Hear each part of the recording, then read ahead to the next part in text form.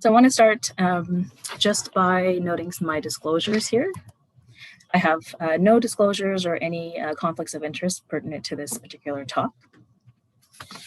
And with that, I'd like to start with a land acknowledgement before we begin the presentation. So I'm Gaia. I'm a first-generation settler of Tamil Elam heritage. I acknowledge the land that I'm currently speaking from is a traditional territory of many nations, including the Mississaugas of the Credit, the Anishinaabe, the Chippewa, the Haudenosaunee, and the Wendat peoples, and is now home to many diverse First Nations, Inuit, and Métis peoples. I also acknowledge that Toronto is covered by Treaty 13 with the Mississaugas of the Credit. And from the land acknowledgement, I want to do a different type of acknowledgement for my wonderful research team. As you can see, Dr. Vasagi Shanmunathan is also one of the team members. And this team is also consistent of Sinthaja Srikanthan, Abhirami Balachandran, Angel Glady, and myself, Gayathri Naganathan. What's unique about us is that we are entirely a cohort of women of color. None of us holds a professorship or assistant professorship at any particular university institution. So for us, this is really a labor of love, and we all come from a variety of different experiences, both within the research world, but also within social sciences, health sciences, and clinical medicine as well. So we all come from very different experiences, but together we've been able to put this project together and move it forward. And really, I have to thank Vasagi and Abhirami, who've really been the co-leads of this project. Abhirami is affiliated with ASAAP, which is the Alliance for South Asian AIDS Prevention, and they are our community partner. And really, it was a conversation sparked at one of their workshops that blossomed into this project. So I'm very grateful to be a part of it, but I can't take credit for the idea. I simply contributed to it, and I'm very fortunate to work with some brilliant women and women of color in particular to bring this project forward. We came together and put together a grant for the Women's College Hospital Women's Exchange program, and we were very fortunate to win a sum of money to be able to put this project in motion. So Women's College Hospital is our funder. And I have York University there on the slide. They're involved in our project insofar as they are the institution that houses our research ethics board. And so that's the reason that they're there, but none of us have any institutional affiliation to them outside of that. So with that, I want to start with a really broad topic, and I know that today's topic is one that many people may be familiar with, but is also a topic that I think has a lot of nuance and a lot of really interesting components to it that I'm really hoping we can get into today. So Shadeism, the way that we operationalize it within our project was this concept that Shadeism is the process by which lighter skin is equated with perceived health and social benefits. But other terminology that you may have heard around this idea of Shadeism are ideas like colorism, pigmentocracy, and terms like that. With respect to the existing literature around Shadeism, we know that there's research studies in Canada which focus on medical implications of bleaching use. We've also seen that there's studies concentrating on Caribbean, US, Indian, and African regions that show that youth resorted to skin bleaching in response to various factors, such as childhood physical and sexual abuse, eating disorders, self-hate, body image disturbance, and culturally specific objectification. What we also know from the literature is that skin lightening practices are continued on post-migration. So once people move into the Canadian context, they still bring these cultural practices with them. And we also know from the literature that skin bleaching and these practices, there's a complex decision-making framework around that.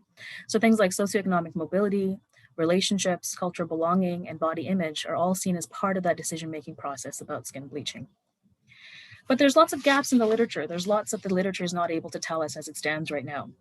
And I think what was really interesting over the last several years is that artists and activists have really filled a lot of the gap that we see in the literature. And this is a quote from a CBC interview with the director Nayani Vatsaladi Vidyagaraja. And I thought it just beautifully captured these nuances around Shadeism.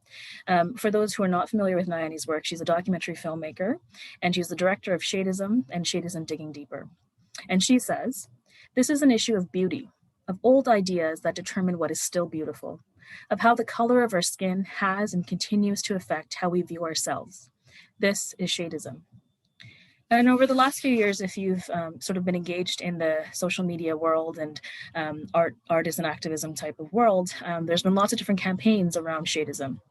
So this is one such campaign, Dark is Beautiful, and their sort of slogan from the campaign, stay unfair, stay beautiful. There's also the Unfair and Lovely movement that's also been pushed through social media. And all of these sort of directly target, the main name brands that we see often associated with skin bleaching products and lightening products like Fair and Lovely. And then also Shadeism, which I just mentioned, the documentary that really focused on a grassroots community level to put forward these ideas to help better understand how the community operationalizes Shadeism. So though there's been a lot of work in the front line in these communities of color among artists and activists, the literature has been lagging behind. And so really what we saw from our perspective as researchers was that there was really a need to understand women's sexual health as interconnected through invisibilized issues such as Shadeism. We also wanted to question heteronormative assumptions within the research context around Shadeism, and also to provide access of information to those affected and those delivering care. So with those ideas in mind, the research objectives and the research question that we were really hoping to tackle was, how does Shadeism shape racialized women's perceptions of sexual health? And in order to do that, we sort of broke that down into the following objectives. We wanted to raise awareness as to the economic, social, migratory, and political implications of Shadeism for racialized women. And we want to develop an account of Shadeism as a nuanced account of racial and gendered inequity that could be operationalized by communities and nonprofit organizations. Now, there I want to pause just to say that this work is already being done by these community organizations. A lot of these grassroots communities that serve people of color are doing the work. But as many of you who are familiar with the way the ivory towers of academia work, when we try to go forward and try to apply for funding and grants and things like that, often the onus is placed back on the organizations to say, well, where's the evidence that tells us that this is a priority area? And so what we're hoping to do with our research is add to that literature and say, look, there is a need, and we need to be able to fund the community organizations that are able to get this work done. And we also wanted to study the wide-ranging impact of the harmful practice on sexual health and well-being, these harmful practices around Shadeism and things like skin bleaching, but not necessarily just limited to skin bleaching. And of course, in doing research by and for racialized women from affected communities, we hope to shift the dialogue from commercially healthy bodies to evidence-based sexual and physical health decisions. So I want to spend a little bit of time, hopefully not too much time. I know this is a very busy slide, but I want to talk a little bit about our methods. And I think our project, again, is unique within health research. It's becoming more accepted, but qualitative research is really still a bit niche. It's more familiar within humanities and social sciences, and you don't see it as often in health services research. But essentially, qualitative research is often seen as the opposite of quantitative research insofar as it involves collecting and analyzing non-numerical data. So that can be text, that can be audio, it can be video, it can be art, works that people produce. And the goal is to really understand concepts, opinions, or experiences, the lived experiences of our participants. It can be used to gather in-depth insights into a problem or generate new ideas for research. Overall, qualitative research is a way that we can understand how people experience the world. And so within the qualitative framework, we wanted to have a particular set of target communities. These are also the communities that are served by our community partners. So that was part of the reason why we selected them. But we were looking at racialized women, including trans women. And we were looking at women from the Caribbean, Middle Eastern, and North African or MENA population, and South Asian diasporic communities. We also were targeting women who live in Toronto and the GTA. And we're looking at an age cohort of 16 to 35. Now, this age cohort was selected because they're a part of a cohort that's developing and exploring their sexuality. So we felt that this, these issues around sexual health could really be illuminated through the perspective of this particular age group. And of course, to reflect the diversity of Toronto, the Shades Project was also aiming to draw from the various neighborhoods of Toronto, York, East York, North York, Etobicoke, Scarborough. And we also wanted to create diversity among our participants, or represent the diversity among our participants with respect to immigration background and status, race, sexuality, ethnicity, religion, caste, and socioeconomic status. How we went about collecting that group of participants was through snowball and purposeful sampling. That's a bit more of a technical nuance, and I'm happy to answer any technical questions around qualitative research if there are any. I don't know if this particular audience is interested in that, but with that methodology, we aim to recruit 35 participants. 5 of those participants were, sort of categorized as key informants, people who were working in and with community agencies that were almost gatekeepers or, experts within the area. And so we did key informant interviews with those stakeholders. And then the other 30 participants were, women who fit that sort of target community criteria that we noted. And they would participate in 3 to 5 focus groups. And the reason that we broke it up this way is that focus groups are really a way to facilitate an exploration of the topic in a way that allows narratives and participation. It can help clarify ideas and concepts and help with the development of new ideas as well. Now, of course, not everyone would want to necessarily participate in a focus group, because as I'm sure you can predict, there's a lot of stigma around the use of lightening products and Shadeism, and so this might be a potential barrier to group participation. So we also provided the opportunity for any participant who was not comfortable joining a focus group to then participate in an individual private interview with one of the researchers as well. So from there, we then used a grounding theory approach to analyze the data. And really the goal with grounding theory, and there's lots of different ways to analyze qualitative data, but with grounding theory, the goal is to identify emerging patterns, categories, and themes through a comparative analysis. And really it's an inductive process. It looks at the data and says, it really allows the data to tell us the direction to take our themes and things like that. So that's sort of the overarching methodology that we used. So next I wanted to share just a few images. So this is from some of our focus groups. This is part of like a popcorn style brainstorming session around definitions of Shadeism. So we were able to capture some of these images, which I thought was really fantastic. And then part of our focus groups also had an arts-based component. And so this is an image of one participant's interpretation of what Shadeism means to them. And there's some writing, but it's mostly their sort of pictorial conception of how they see Shadeism. So what I want to spend a little bit of time, and I think this is probably the most interesting part of our study, is the emerging themes. Now, we are not yet done the entire analysis. We're not even done all of our data collection yet. But anyone who's familiar with qualitative research, the process is an inductive process where once we have the transcripts, we want to analyze the data, we want to reflect on that data, and then kind of bring those reflections back into subsequent interviews and focus groups. So, these were sort of the main emerging themes that came out of the initial set of interviews and focus groups that we've done. So I sort of at the beginning talked about the conventional definitions of Shadeism, or even the definitions out in the literature and the arts world. But this was the way that our participants defined Shadeism.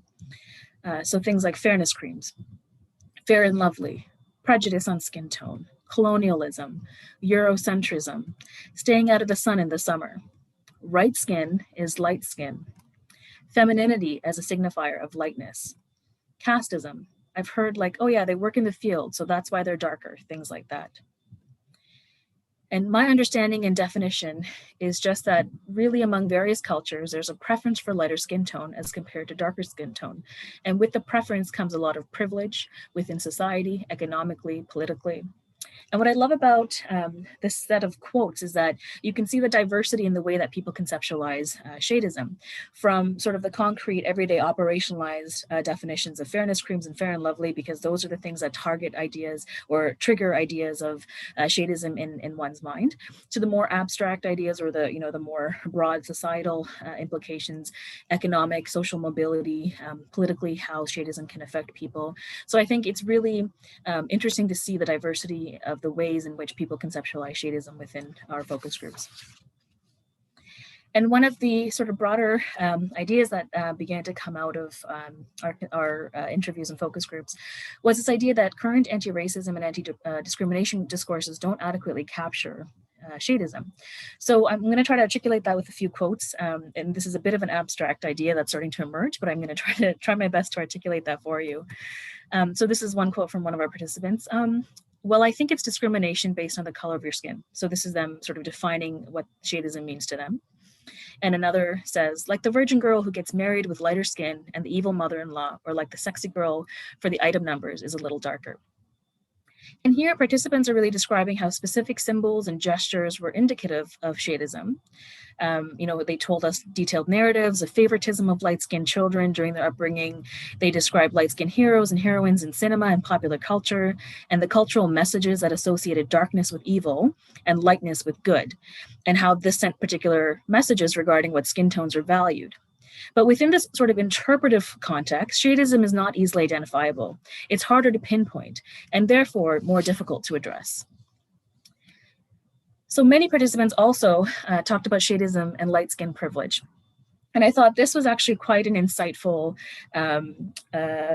outcome and insightful theme that emerged from the data, because there was a bit of conflict here as well. In some cases, within focus groups, for instance, there were some discussions around, well, Shadeism hasn't really affected me. And so there was a lot of blinders in place in terms of how it could potentially affect other people.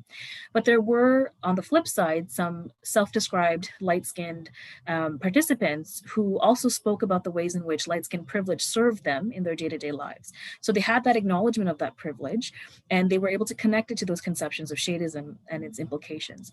And vice versa, they held that light-skinned privilege, and therefore dark-skinned people and dark-skinned individuals within their communities were sort of on the receiving end of the oppression as a result. So here's a couple of quotes to sort of articulate that. I think for me, it's important to preface it, I'm not someone who personally experienced Shadeism, so I think that my definition may not be as significant as other folks' definition. But I think it's a form of discrimination based on the shade of someone's skin. And from my understanding, in some cultures or spaces, there can be light-skinned privilege for even those who are racialized, and that can have a significant impact on some people's experiences. And I think importantly here also, the respondent is saying, my definitions, my understandings of Shadeism should not take precedence over that of darker skinned folks who've experienced the harms of Shadeism in a more concrete way. Again, here another participant says, I'm personally light-skinned, and I find that it's easier to navigate in the workplace. I find that being light-skinned is disarming for some reason to non-Black folks. And so it's present by I wear my hair straight instead of wearing it natural. So I'm seen not as radical. So I'm seen as less Black. So I'm easier to handle. And it's so present in my workplace. And I always hear that from dark-skinned folks in my community about how it's so different in the workplace and dating and stuff like that. So other themes that really became sort of prominent within our data set was this idea around Shadeism and its impact on economic and social production. So a lot of people spoke about the links between Shadeism and social and economic mobility impacting employment, impacting marriage, and even housing prospects. Fair-skinned was seen as carrying, fair-skinned was carried as sort of a commodity and a mechanism of social mobility, not only for the individual, but also potentially for their inner circle, for their partner, for their family, insofar as they are associated with that light-skinned person.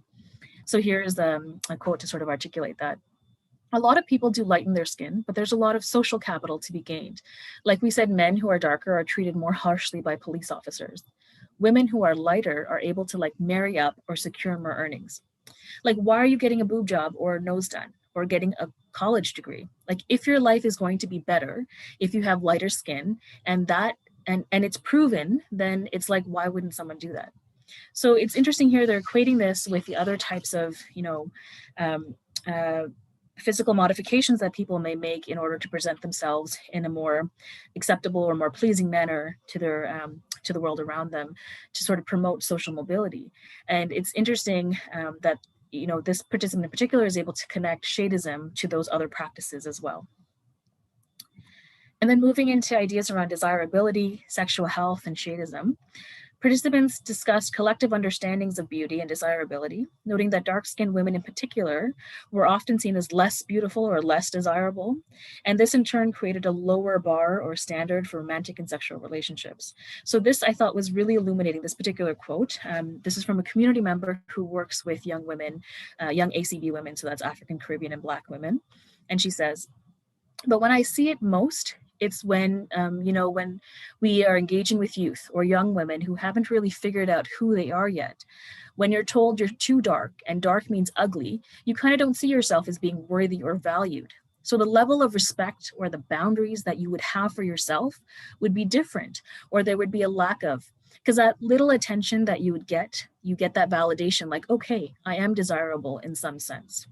So I think this quote in particular was quite powerful and a really interesting finding that we were able to sort of dig through our transcripts. And in particular, sort of focusing more on the healthcare sphere and within access to healthcare, this I thought was a very powerful quote. So again, this is a community worker who works with women with HIV. I mean, just racism in general impacts access to healthcare.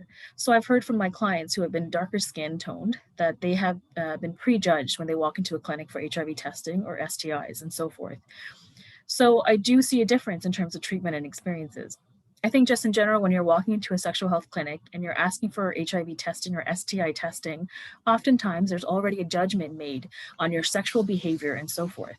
But for ACB women, when they walk into a space like this and being served by folks who don't reflect their cultural background or their ethnic background, the stigmatization they experience is very blatant, right? So I think, again, a very powerful message that we're seeing here about not just Shadeism, but also the broader concepts around racism and how they can act as barriers to health access. And then this is sort of, I know we're sort of, I've been talking a lot, but this is one of our final themes that have been emerging from our data. And I think this is a very, very important concept that we've started to see. And that's anti-racism permeates all racialized communities. And it's a common thread of Shadeism. So many of our participants here spoke about how the discrimination of Black African descent peoples really persists in many racialized communities. This was linked to devaluation of those who are darker skinned. Anti-Black racism was further expressed through the connection drawn between beauty and Eurocentric hair, Eurocentric beauty features, and things of that nature. So this is one participant that articulates this. "No, but I have been told by many people on several occasions, stay away from Black people, by Indian people. It's a pretty big thing. Oh yeah, there are a lot of nuances within the culture, but from what I've experienced, Indian people towards Black people is like, we're going to love your music and steal your style, but we're going to think you're dangerous and hate you." And again, another participant similarly articulates, brown Guyanese people really to this day idealize the British. And even if you ask them to this day, they would say that we were better off with colonialism and the British. I think it has a lot to do with the fact that they were treated better than their Black counterparts. Yeah, and to this day, Guyana is one of the most racialized. Probably it has a unique racial climate to it, where I would say a complete separation between the Black and brown population. So I know that was a lot of information that I've thrown at you, but these are just, a handful of the themes that are starting to emerge from our research project. And it's, in reflecting on these and looking through the transcripts again, it's been really illuminating. And I'm really, looking forward to having this full project put together and presented to communities. So in terms of next steps for us, where do we go from here? So we still have to complete the data collection analysis. And then we're hoping to engage in more community forums for knowledge translation and sharing. And then also ultimately to contribute to the academic literature and fill some of those gaps that I spoke about at the beginning of the session. So with that, I will end it there and say thank you so much for your patience and for your attention, and I'm happy to take your questions.